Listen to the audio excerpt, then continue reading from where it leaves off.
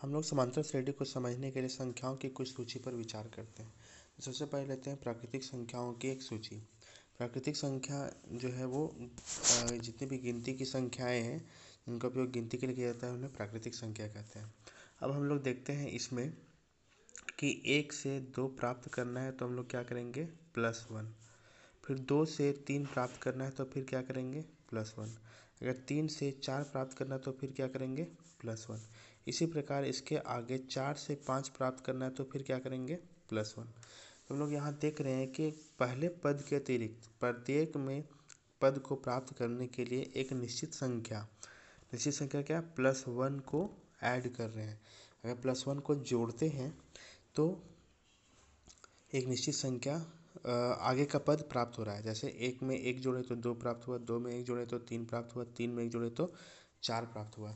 तो इस प्रकार के संख्याओं की जो सूची रहेगी जिसमें एक निश्चित संख्या को जोड़ने पर समूह का अगला पद प्राप्त हो तो ऐसे सूची को क्या कहेंगे समांतर श्रेणी।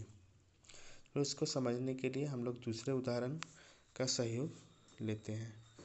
दूसरा उदाहरण में हम लोग के पास संख्याओं की सूची है 100, 70, 40, 10।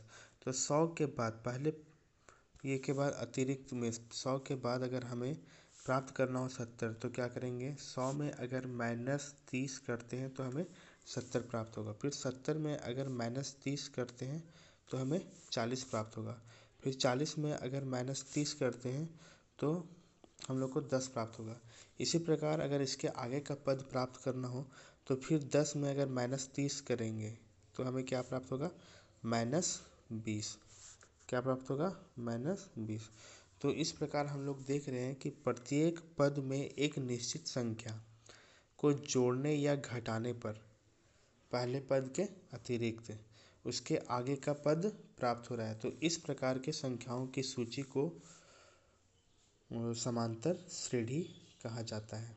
इसी प्रकार और भी उदाहरण लिया जा सकता है। तो हम लोग एक और उदाहरण लेते हैं ताकि अच्छे तरीके से हम लोग समझ जाएं।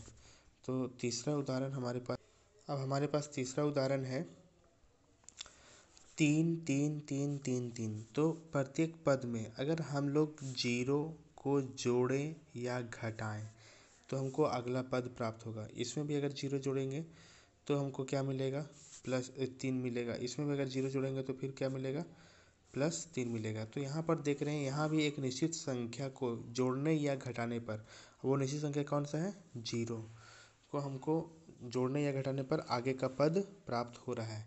तो इस प्रकार की जितनी भी संख्याओं की सूची होगी जिसमें एक पहले पद के अतिरिक्त निश्चित संख्या को जोड़ने या घटाने पर उसका अगला पद प्राप्त हो तो ऐसे संख्याओं की सूची को हम लोग